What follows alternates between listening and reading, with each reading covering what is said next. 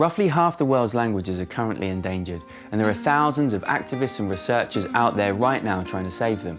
This includes many musicians, but very few academics have done in-depth research into the role of music in the language revitalisation process.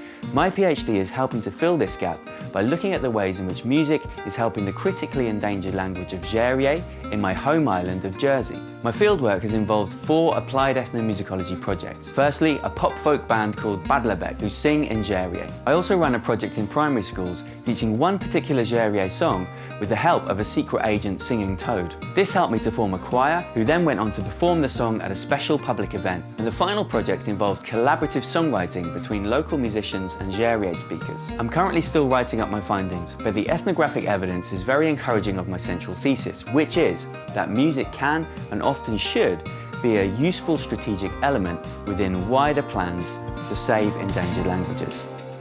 That's a taste of my PhD in under a minute. There's a lot I had to leave out, of course, but there you go. Hope to see you soon.